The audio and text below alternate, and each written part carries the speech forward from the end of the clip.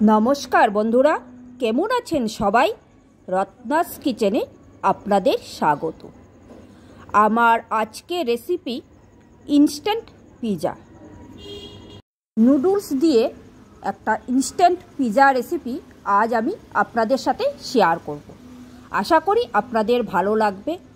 बाच्चा थेके बड़ो सकलेर किन्तु खूब पछंद होबे। बाच्चादेर तो खूब पछंदेर एकटा रेसिपि। আপনারা খুব অল্প সময়ে এই পিজাটা তৈরি করতে পারবেন। সকালে বা বিকালে আপনারা এটা টিফিন হিসাবেও তৈরি করে দিতে পারেন। আশা করি আজকের এই নুডলস পিজা আপনাদের ভালো লাগবে। যদি ভালো লাগে একটা লাইক কমেন্ট আর শেয়ার করতে ভুলবেন না। আর আমার চ্যানেলটিকে সাবস্ক্রাইব করে পাশে থাকা বেল আইকনটি প্রেস করে দিবেন, তাহলে আমার নিত্য নতুন ভিডিও সবার প্রথম আপনি পেয়ে যাবেন। যারা ফেসবুক থেকে আমার ভিডিওটি দেখছেন আমার পেজটিকে ফলো করে দেবেন। চলুন রেসিপিটা শুরু করি। এখানে আমি আগের থেকেই দুটো নুডলসকে ভালো করে সিদ্ধ করে ঠান্ডা জলে ভালো করে ধুয়ে নিয়েছি। এটা আমি অফ ক্যামেরায় করে নিয়েছি। নুডলসটাকে কিন্তু প্রথমে সেদ্ধ করে ভালো করে ঠান্ডা জলে ধুয়ে নিতে হবে, তাহলে কি হবে নুডলসটা এরকম একদম ঝরঝরা হবে। এখন আমি এর মধ্যে অ্যাড করে দেব, এখন আমি এর মধ্যে দুটো ডিম অ্যাড করে দেব।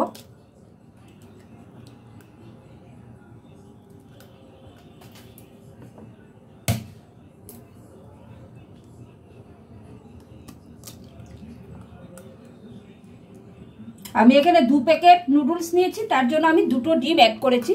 আপনারা যতটা নুডলস নেবেন সেই বুঝে ডিমটা অ্যাড করবেন। এখন আমি এর মধ্যে দিয়ে দিব স্বাদ অনুযায়ী লবণ, আর দিয়ে দিব এখানে আমি 2 প্যাকেট নুডলস নিয়েছি, তাই আমি 2 প্যাকেট নুডলসের মশলা অ্যাড করে দেব। আর দিয়ে দিব হাফ চামচের মতো গোলমরিচের গুঁড়ো, আর দিয়ে দিব হাফ চামচের মতো এখানে অরিগেনো।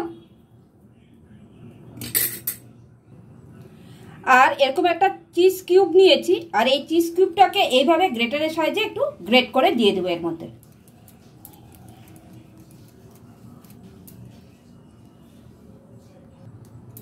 এখানে আমি একটা চিজ কিউবকে গ্রেট করে দিয়েছি।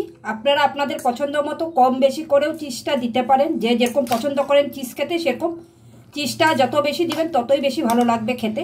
এখন আমি এটাকে খুব ভালো করে উপকরণগুলোকে সব মিশিয়ে নেব।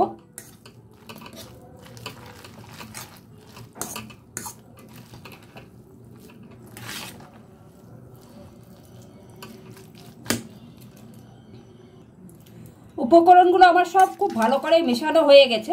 এখন আমি নেক্সট স্টেপে চলে যাব। এখন আমি হিটে একটা ফ্রাই প্যান বসিয়ে দিয়েছি, আর ফ্রাই প্যানটা কিন্তু আমার গরম হয়ে গেছে। এখন আমি এর মধ্যে দিয়ে দিব 1 চামচের মতো বাটার, আর দিয়ে দিব 1 চামচের মতো সাদা তেল, যাতে বাটারটা পুড়ে না যায়। এখন আমি এই বাটারটাকে মেল্ট হতে দেব। আপনারা চাইলে কিন্তু পুরোটা বাটার দিয়েও করতে পারেন, আবার এইভাবে সাদা তেল আর বাটার মিশিয়েও করতে পারেন। তেলটা আমার গরম হয়ে গেছে। এখন আমি এই যে ম্যাগিটাকে যে মিশিয়ে রেখেছিলাম সেই ম্যাগিটা এখন আমি এইটার মধ্যে পুরোটা ঢেলে দেব।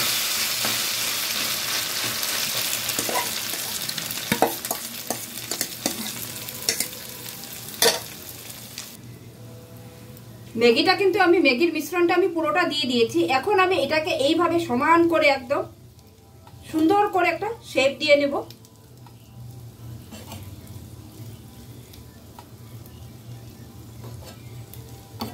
আর এই সময় গ্যাসের ফ্লেমটাকে লো টু মিডিয়ামে রেখে একটা ঢাকা চাপা দিয়ে দেব।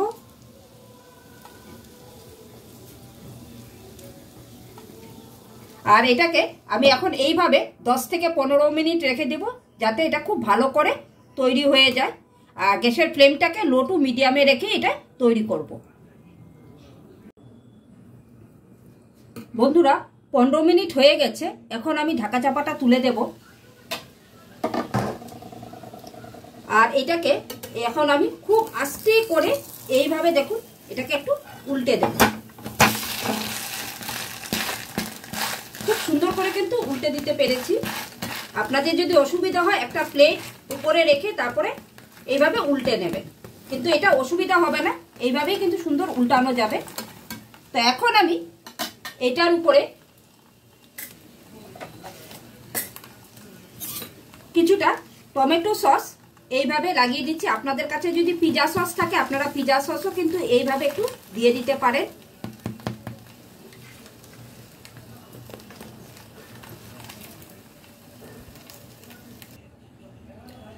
সসটা আমার পুরোটা লাগানো হয়ে গেছে। আর এখন আমি কিন্তু হিটটাকে পুরো বন্ধ রেখেছি। উপরটা যতক্ষণ না আমার গার্নিশিং করা হচ্ছে ততক্ষণ পর্যন্ত আমি গ্যাসটাকে অফ রেখেছি। এখন আমি এর মধ্যে দিয়ে দিব ক্যাপসিকাম, টমেটো আর এরকমভাবে পেঁয়াজ কেটে নিয়েছি আর কিছুটা কর্ন নিয়েছি। আমি কিন্তু ক্যাপসিকাম আর পেঁয়াজটাকে এরকম চৌকো করে কেটে নিয়েছি আর টমেটোটাকে কিন্তু এরকম গোল গোল করে স্লাইস করে কেটে নিয়েছি। এখন আমি এগুলো এর উপরে দিয়ে দেব।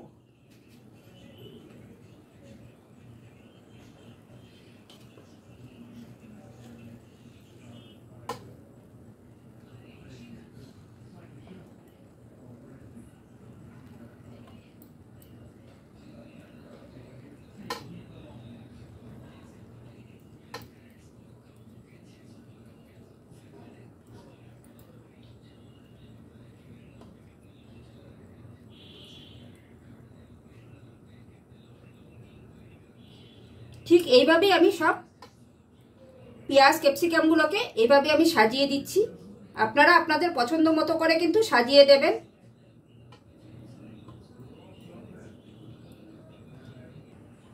আমি ওপরে পেঁয়াজ, টমেটো, কর্ন এগুলোকে সব সাজিয়ে দিয়ে দিয়েছি। এখন আমি এর মধ্যে দিয়ে দিব আবারও কিছুটা অরিগ্যানো এভাবে ছিটিয়ে।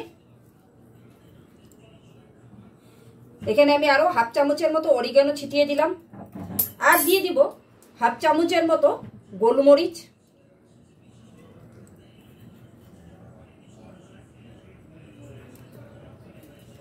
আর দিয়ে দিব কিছুটা চিলি ফ্লেক্স।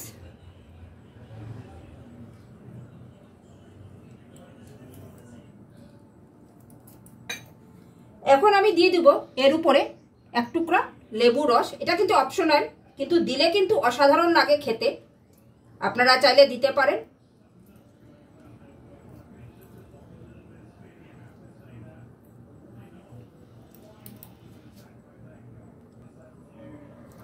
এখন আমি এর উপরে আবারও একটা চিজ কিউবকে এইভাবে গ্রেট করে দিয়ে দেব।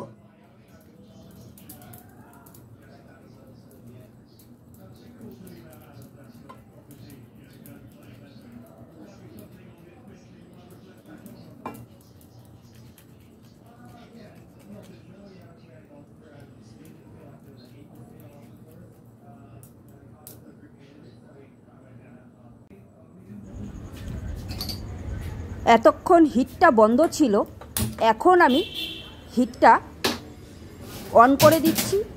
গার্নিশিংয়ের সময় আমি কিন্তু হিটটা বন্ধ রেখেছিলাম, এখন আমি হিটটা অন করে দিয়েছি। আর এখন আমি এটাকে একটা ঢাকা চাপা দিয়ে দেব। আমি সব দিয়ে দিয়েছি। এখন আমি এটাকে 5 মিনিটের জন্য ঢাকা চাপা দিয়ে আবারও এটাকে রান্না করে নেব। তো 5 মিনিট পর আমি আবার ফিরে আসছি। 5 মিনিট হয়ে গেছে। এখন আমি ঢাকা চাপাটা তুলে দেব। দেখুন আমার এটা কিন্তু চিজগুলো পুরো সব গলে গেছে আর এটা কিন্তু আমার পুরোপুরি কমপ্লিট হয়ে গেছে। তো বন্ধুরা, এইভাবে আপনারাও বাড়িতে নুডলস দিয়ে বাচ্চাদেরকে এইভাবে পিৎজা তৈরি করে দিতে পারেন। বাচ্চাদের কিন্তু খুব পছন্দের একটি খাবার। আর বাচ্চারা কেন, বড়রাও কিন্তু এটা খুব পছন্দ করবে। তো আমি এখন এটাকে সার্ভিং প্লেটে তুলবো, তুলে তারপর এটাকে আমি কেটে আপনাদেরকে দেখাচ্ছি কিরকম হয়েছে আমার এই নুডলস পিৎজাটা। আপনারা এটাকে দড়ি পিৎজাও বলতে পারেন। তো আমি এখন এটাকে একটা সার্ভিং প্লেটে তুলে আপনাদেরকে কেটে দেখাচ্ছি। পিৎজাটাকে আমি সার্ভিং প্লেটে তুলে নিয়েছি। এখন আমি এটা আপনাদেরকে কেটে দেখাবো যে আমার পিৎজাটা কিরকম হয়েছে। আমার কাছে পিৎজা কাটার নেই, তাই আমি ছুরির সাহায্যে এইভাবে পিৎজাটাকে পিস পিস করে কেটে নিচ্ছি। আপনাদের কাছে পিৎজা কাটার থাকলে আপনারা পিৎজা কাটার দিয়েও কিন্তু সুন্দর করে পিৎজাটাকে কেটে নিতে পারবেন। তো এখন আমি পিৎজাটা এক পিস তুলে আপনাদেরকে দেখাবো আমার এই পিৎজাটা কীরকম হয়েছে। দেখুন কতটা সুন্দর লাগছে দেখতে, পিৎজাটা দেখতে কিন্তু খুবই লোভনীয় হয়েছে আর খেতেও কিন্তু দুর্দান্ত হয়েছে এই পিৎজাটা। বাচ্চারা তো খুবই পছন্দ করবে। আপনারা বাচ্চাদেরকে খুব অল্প সময়ে সকালে বা বিকেলে টিফিনে এটা তৈরি করে দিতে পারবেন।